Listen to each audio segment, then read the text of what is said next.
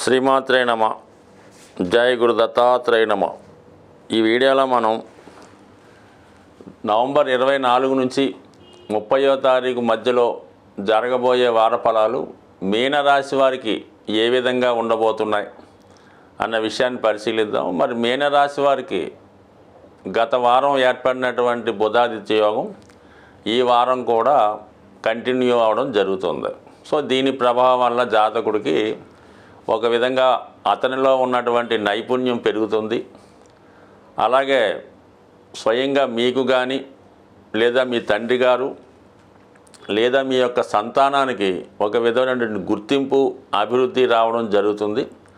అలాగే మీ కుటుంబంలో జరిగే ఒక శుభకార్యంలో అనేక మంది ప్రముఖులు పాల్గొనే అవకాశం ఎక్కువగా ఉంటుంది. అలాగే మీరు కూడా ఆధ్యాత్మికంగా ఏదైనా పుణ్యక్షేత్రాన్ని దర్శించి అక్కడ ఉన్నటువంటి వారిని కలుసుకోవడం, అలాగే మీ యొక్క భవిష్యత్తుకి కొత్తగా ఒక సన్నివేశం కానీ ఒక గుర్తింపు కానీ లేదంటే ఒక ప్లాన్ కానీ వేసుకొని భవిష్యత్తుని కొత్తగా మార్చుకునే ప్రయత్నం జరుగుతూ ఉంటుంది. అంటే ప్రస్తుతం ఈ మీనరాశి వారికి ఇది పర్మనెంట్గా గవర్నమెంట్ సర్వీస్లో ఉన్న వాళ్ళకి ప్రాబ్లం లేదు, కానీ సాదా చిన్న చిన్న ఉద్యోగాలు చేసుకున్న వారికి మాత్రం చాలా సమస్యగానే ఉండడం జరుగుతూ ఉంది. అంటే జాతకంలో ఉన్నటువంటి రాహువు చాలా వరకు వృత్తి ఉద్యోగాల్లో స్థిరంగా ఉండే విధంగా అవకాశాన్ని ఇవ్వడం, ఇంకా సాధించాలి ఇంకా గొప్పగా వెళ్ళాలి అన్నటువంటి ఆలోచనలో చాలా వరకు జాతకుడు ఉన్నదానిని అశ్రద్ధ చేయడం జరుగుతూ ఉంటుంది. సో దానికి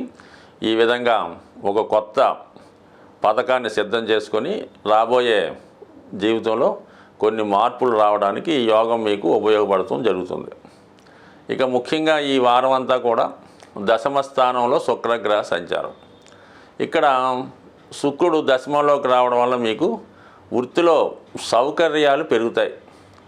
గతంలో కన్నా చాలా కంఫర్టబుల్గా మీ వర్క్ చేసుకుంటారు. అయితే ప్రస్తుతం మరి శుక్రుడు అటు అష్టమాధిపతిగా దశమంలోకి రావడం వల్ల వృత్తిలో అదనపు బాధ్యతలు రావచ్చు, లేదంటే టెంపరీగా మీకు పదవిలో హోదా పెరగచ్చు. కొన్ని సందర్భాల్లో మీరు స్వచ్ఛందంగా మరి పదవి విరమణ చేయడం కానీ పదవి నుంచి తప్పుకోవడం కూడా జరిగే అవకాశం ఉంది. సో ఏదైనా అది మీ ఇష్టపూర్వకంగా జరిగే అవకాశం ఉంది తప్ప ఇందులో ఎటువంటి బలవంతమైతే ఉండదు. బట్ ఏదైనా ఈ వారం ఏర్పడినటువంటి దశమ తృతీయాధిపతుల మధ్య ఏర్పడినటువంటి పరివర్తన యోగం జాతకుడికి వృత్తి వ్యవహారాల్లో మార్పు రావడం జరుగుతుంది. ఇది ముఖ్యంగా గురువు తృతీయ స్థాన సంచారం వల్ల ఏంటంటే ఇది ఆధ్యాత్మిక రంగంలో ఉన్న వాళ్ళకి, న్యాయవాదులు, విద్యారంగంలో ఉన్న వారికి, లెక్చరర్స్ మొదలగు వారికి చాలా వరకు ఈ గ్రహస్థితి వాళ్ళలో మార్పుకి కారణం అవడం చాలా వరకు జరుగుతూ ఉంటుంది. సో ఏదైనా మొత్తం మీద ఇది వృత్తిపరంగా మంచి మార్పు.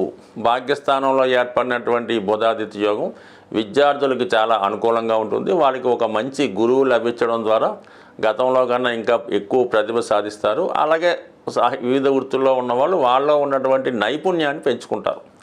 ఎంత కష్టపడినప్పుడు కూడా వ్యయస్థానంలో ఉన్నటువంటి శని భగవాను సంచారం వల్ల సరైనటువంటి కంఫర్ట్స్ సుఖం లేదని చాలా వరకు జాతకుడు స్ట్రగుల్ పడుతుంటాడు. ఎంత ఆదాయం వచ్చినప్పుడు కూడా మరి అది ఏ విధంగా ఖర్చు అవుతుందో తెలియదు, కానీ చాలా వరకు ఎప్పుడు ఆర్థిక పరమైనటువంటి సమస్యల మీదే కొట్టుమిట్టాడటం జరుగుతూ ఉంటుంది. ఏ పని చేద్దామన్నా కూడా ఆర్థిక పరమైనటువంటి ఇబ్బంది వెంటాడుతూ ఉంటుంది. దీన్ని జాగ్రత్తగా ప్లాన్ చేసుకోకపోతే ముందు జాతకుడు ఇంకా మరి తీవ్రమైనటువంటి ఆర్థిక సంక్షోభంలో కురిగిపోయే అవకాశం ఉన్నది. చాలా వరకు జాతకుడు మరి రాశిలో ఉన్నటువంటి రాహు ప్రభావం వల్ల రహస్యపరమైనటువంటి ఖర్చులు, అనవసర ఖర్చులు, ఇతరులకు ఇన్వెస్ట్ చేయడం, చెప్పుకోలేని ఖర్చులు లాంటివి ఉండే అవకాశం ఉంది. కాబట్టి జాతకుడు ఈ విషయంలోంచి తొందరగా బయటపడితే రాబోయే రోజుల్లో ఫైనాన్స్గా కొంత స్థిరపడే అవకాశం ఉంది. ఇక 5వ స్థానంలో కుజుడు ధన భాగ్యాధిపతి 5లో సంచరించడం జాతకుడికి పిల్లల విషయంలో కొంత అనుకూలమైనటువంటి వార్తలు వినే అవకాశం ఉంది. వాళ్ళు ప్రతిభకు తగిన అవకాశం రావడం, అలాగే మరి విద్యార్థులకి లేదంటే మీ యొక్క సంతానానికి విదేశ ప్రయత్నాలు కానీ అలాగే ఉన్నత విద్యా అవకాశాలు కానీ తప్పక రావడం జరుగుతూ ఉంటుంది. అలాగే అయితే మీరు తీసుకున్నటువంటి నిర్ణయాలు మాత్రం చాలా వరకు రాంగ్ అయ్యే అవకాశం ఉంది. 5లో పాపగ్రహం ఉన్నప్పుడు ఎట్టి పరిస్థితుల్లో కూడా మీరు షేర్ మార్కెట్లో ఇన్వాల్వ్ అవ్వద్దు, అటువంటి సలహాలు కూడా ఇవ్వద్దు.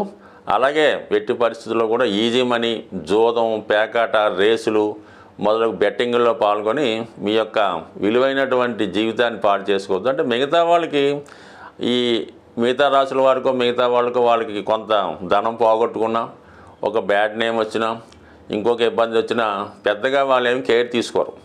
ఎస్పెషల్లీ మీనరాశి వారు చిన్న సంఘటన కూడా చాలా పెద్దగా ఫీల్ అయిపోయి ఏదో జీవితం సర్వనాశనం అయిపోయినట్టు ఫీల్ అవుతుంటారు. కాబట్టి సాధ్యమైనంత వరకు ఈ జాతకులు ఎట్టి పరిస్థితుల్లో కూడా ఎటువంటి అనైతిక విలువలు అంటే చట్టానికి వ్యతిరేకంగా కార్యక్రమాల్లో పాల్గొనడం కానీ, దాని విషయంలో చట్టం దృష్టిలో పడడం కానీ సాధ్యమైనంత వరకు చేసే ప్రయత్నం చేసుకోకపోతే మీరు జీవితంలో సంతోషంగా ఉండగలరు. ఏమాత్రం చిన్న మచ్చ మీ జీవితంలో పడినా మీ జీవితాంతం మీకు మీరే కృంగిపోయి ఇబ్బంది పడే అవకాశం ఉంది. ఈ విషయంలో జాగ్రత్త వహించండి. సాధారణంగా ప్రతి రాశి వారు కూడా ఏదో ఒక అదృష్ట వస్తువో, అదృష్ట రత్నమో ధరించడానికి ప్రయత్నం చేస్తుంటారు. దాన్ని అవకాశంగా తీసుకొని అటువంటి వాటిని క్యాష్ చేసుకునేవారు కూడా చాలామంది ఉండడం జరుగుతూ ఉంటుంది. కానీ ఏమాత్రం ఖర్చు లేకుండా సులభంగా మీకు సంపదనిచ్చే కొన్ని విలువైనటువంటి వస్తువులు మీకు చెప్పడం జరుగుతుంది. అందులో ఒకటి ముఖ్యంగా మనకి లక్ష్మీప్రదమైనవి, అదృష్టాన్ని కలిగించేవి గోమతి చక్రాలు. ఈ గోమతి చక్రాలు మీరు ఒక 11 సేకరించి మీ యొక్క క్యాష్ బాక్స్లో పెట్టుకోండి. లేదంటే మీరు పర్సులో ఒక గోమతి చక్రం పెట్టుకోండి. లేదా విద్యార్థులు పరీక్ష రాయడానికి వెళ్ళినప్పుడు, ఇంటర్వ్యూకి వెళ్ళినప్పుడు ఒక గోమతి చక్రాన్ని లాకెట్ రూపంలో ధరించినా పర్లేదు, ఉంగరం రూపంలో పెట్టుకున్నా పర్లేదు, అది లాకెట్గా వేసుకున్నా మరి మీకు అదృష్ట యోగాన్ని ఇస్తుంది. అంటే ఇది సముద్రంలో దొరుకుతుందన్నమాట.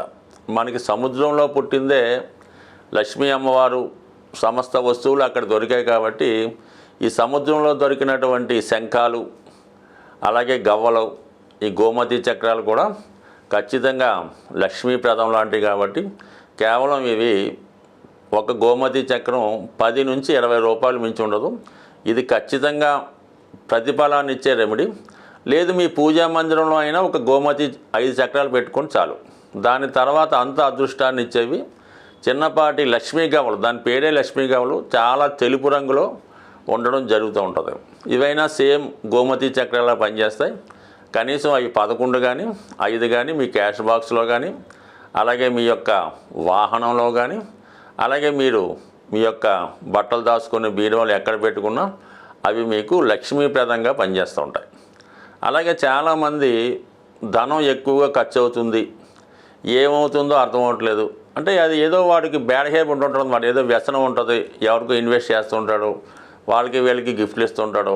అటువంటి వాళ్ళకి శుక్రుడు యొక్క ప్రభావం వల్ల ఈ విధంగా వాళ్ళు చేస్తూ ఉంటారు అనమాట. వాళ్ళకి ఏంటంటే స్ఫటికమాల అని దొరుకుతూ ఉండదు. కనీసం 500 మంచి ఒరిజినల్ దొరుకుతుంది. చిన్నపాటి పూసలు, అవి చాలా చల్లదనాన్ని ఇస్తాయన్నమాట.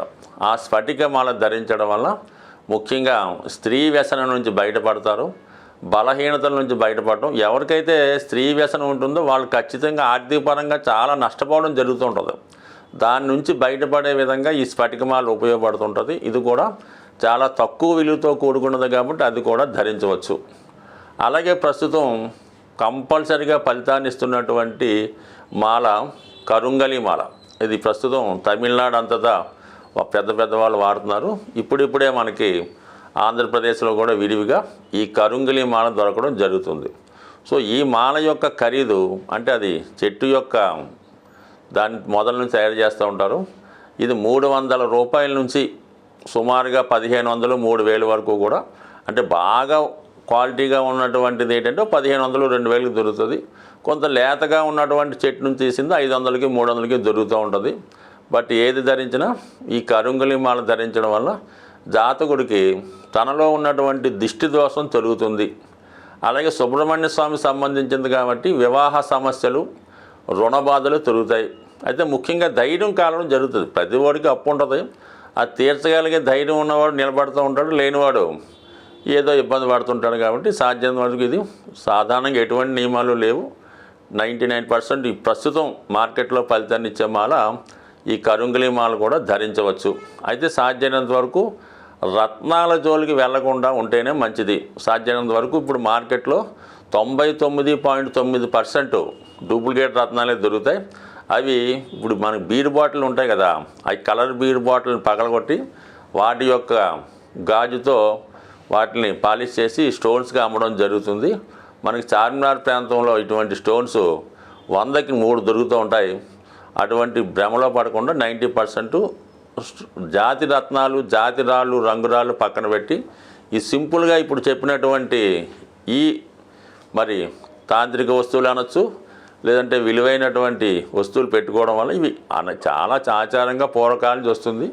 కొద్దిగా నమ్మకం ఉంటే చాలు, అన్నీ మీకు లక్ష్మీప్రదమే అవుతుంది. స్వస్తి.